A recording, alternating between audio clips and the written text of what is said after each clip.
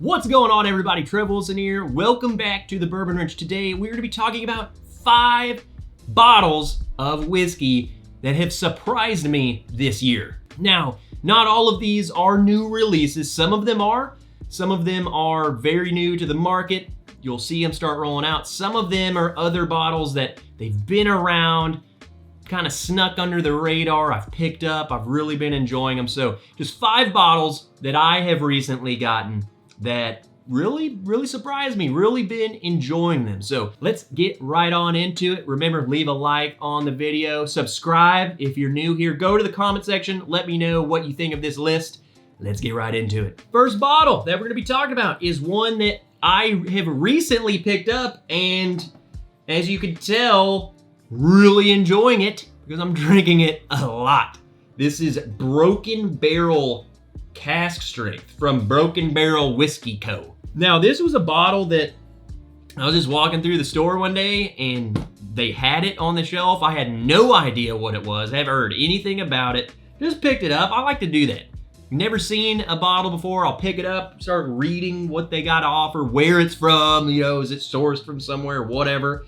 But they were pretty transparent, and it was pretty interesting, some of the things that I gathered from the label that caused me to buy it. So first and foremost, the Broken Barrel Company, I guess what they do is kind of like Maker's Mark, where they finish the whiskey by putting the bits of the barrel in the whiskey. You know, Maker's Mark dips a ring of staves down in the whiskey instead of transferring the whiskey from this cask into another cask. So what the heck? Why not? But they're very transparent. They give you the mash bill and the oak bill, which was pretty cool. 40% ex-bourbon barrels, 40% new French oak, 20% sherry cask. So they dip all of that down into the whiskey, and this happens. Had no idea what to expect, and thoroughly enjoy this bottle. It's really freaking good. Now, how much does that, you know, the barreling, the dropping the bits of the barrel down, how much does that, I don't think it makes it as finished as actually putting it in a full-size cask, you know what I'm saying? It's not over the top. You're not getting, oh my God, that's a sherry bomb. But whatever it does in there, it makes it taste really good. So I've been thoroughly enjoying it. It makes me want to go try their other stuff. So that's a good sign, right? You try one, it's good, you go try their other stuff, that's exactly what you gotta do. Now, I don't know if they source from somebody. They don't say that they distill this, they just say they produce it, but it is a Kentucky straight bourbon whiskey. So it is like a good Kentucky bourbon that has some extra, you know, funk to it, and really like it. All right, let's move on to the next bottle. Here's one that is new to me, but I think has been around a little bit, is Copper and Cask. This is limited edition release.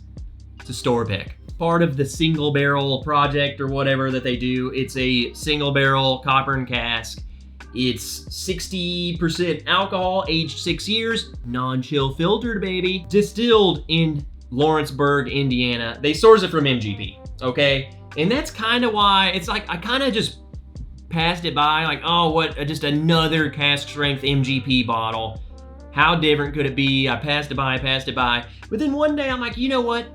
The price is too good. The price was like 45, 47 bucks.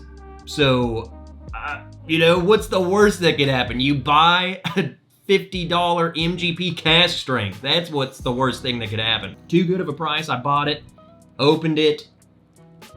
Okay, Copper and Cask. Yes, it has that MGP DNA. So if you love barrel strength MGP, you're set. You're safe, you're golden. But whatever this, I mean, it's different. It is different. It has its own little branch away from just another cask strength MGP.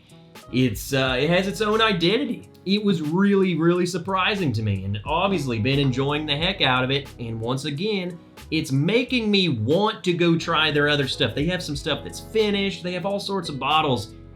When you try a bottle and it makes you want to go buy all of their other stuff, that's a great sign of just how much I was impressed with this bottle. Definitely gonna be on the lookout. Again, I'm sure the prices should be good. I mean, if this is the cask strength, it's $40-something. Crazy. Let's keep it rolling. Let's bust out something a little weird, shall we? The next bottle that we're gonna be talking about is Whiskey Gypsy. A celebrity whiskey is making my list of whiskeys that have impressed me. Now, I did a full 2-hour live stream interview where we talked with Ari Sussman, who was the curator of making this magic happen for Eric Church. This is Eric Church's new whiskey. Ari was the one who blended this, and we talked to him. So go check that out if you want to know the ins and outs of that. I want to do a full dedicated review of this bottle too, so stay tuned for that. But this video, I want to talk a little more about why it impressed me, and it is because it is a celebrity whiskey. Not gonna lie. The one thing that I have a problem with this bottle, it's $200. That's a lot. That is a lot of money. There's no two ways about it. I don't just have $200 to go do that anytime I want, okay? I'm not Eric Church. But what you get inside of this is, it's honestly surprising that it is a celebrity whiskey, because I feel like so many celebrities are like, well, I'm gonna go get in the whiskey. I'm gonna go to the distillery. I wanna say, I want to start selling whiskey, buy X amount of barrels and throw my face on it and then just sell it. You know, there's no ingenuity. There's no creativity. It's just boring. It's the same crap for higher price because you're famous. And I don't like that. The cool thing about this is they told Ari, hey, no boundaries, you just make us something good. And he came up with one crazy mash bill, like a Frankenstein bourbon, right? He took 99% corn, 1% malt bourbon, so the highest of corn bourbon, blended that in with a 91% rye that is 20 years old, and then added some American single malt. What? And they put it out at 115 proof, so you're getting the proof, you're getting age, you're getting creativity and craziness. It's fun, and it tastes like nothing you ever tried before. It really is unique on its own. The fact that they did that for a celebrity, just kind of double cool. Again, the price, it is what it is. It is really good, so I'm not too mad about it. If it sucked for $200, then that would be a different story. But really like that. Again, check out that video. Really, really cool. Also, I think they sell this stuff online. So I'll leave you a link in the description where you can legally purchase this if you're 21 or up. All right, moving on to another bottle. This is kind of a shameless plug, but also just want to highlight a distillery that I think is killing it. Next one, Mammoth Distilling Co. This is Northern Rye. This one in particular is a Bourbon Wrench private select. So if you're part of our Patreon, you will have access to this one. But I know they do other picks like this. You can go to certain stores if you get them in your state. They have picks. They've done stuff like this. They have their own offerings, all sorts of stuff. So I'm encompassing all of it. This is just the one I'm using maybe to tease you a little bit. But a 16-year-old rye, that is hazmat, 142.8 proof, 71% alcohol. Okay, 16 years. This one in particular too, I thought was really cool that we had the opportunity to do this, but it's finished in Jamaican rum barrels and maple barrels. Like, what? So that just goes to show me that there are finishes of their stuff out there. But why I'm adding this to my list is this was the first time I've even tried Mammoth Distilling. I haven't tried any of their stuff. I didn't really know about them. We don't get them down here. And just, wow, I had no idea.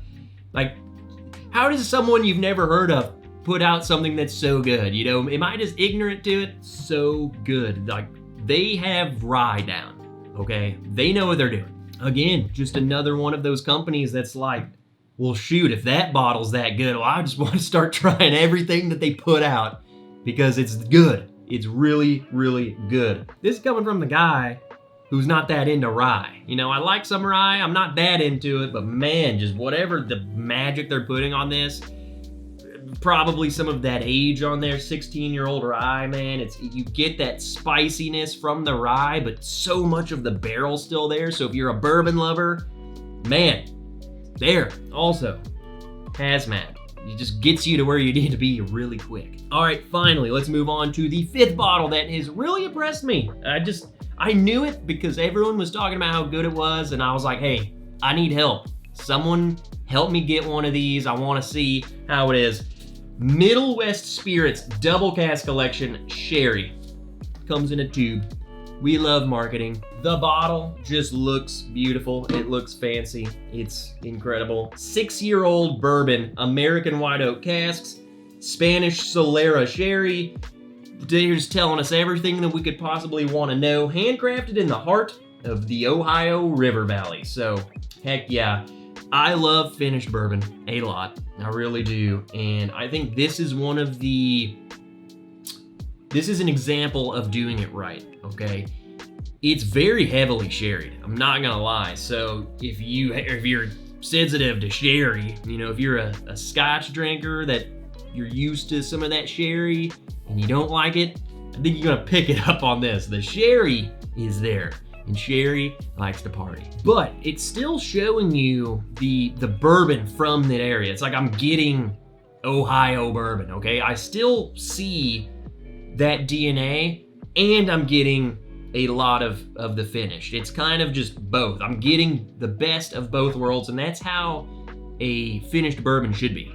I think you should get what you're finishing it in. I think it should be a star of the show, but the bourbon that you are using also should be there. You shouldn't put in crap bourbon and hide it with over-the-top sherry. You know what I'm saying? That's just hiding bad things, and we don't like that. I want good bourbon, and I want good finish. That makes a great experience. These are a little pricier. It's like 90 bucks, which, yeah, for, you know, craft whiskey, whatever. Craft, come on. Craft is expensive. We at this point, we're used to it. You know, you starting out, it's like 60 bucks. But the fact that they could put out a 6-year age statement that is finished and really good, really surprising to me. Also, the tube, that's impressive. I think I'm gonna drink some right now. All right, there we have it, guys. Those were 5 bottles that I've recently acquired. Really have been impressing me. Really enjoy drinking them. Really hope that some of these bottles make their way into your collection. Looking forward to hearing what you think of them when and if you get them. If you already have some of these bottles or if you've tried versions of them, let me know down below. Let everyone know what you think of these bottles in particular, and maybe some of the other bottles in their collection. Let people know, you know, what can we go get? Remember, leave a like, subscribe if you're new here. Check out the description. Again, check out the link to the Patreon page. You can get access to upcoming Bourbon Wrench picks. And until next time, I'm Trev Wilson. See you in the next video.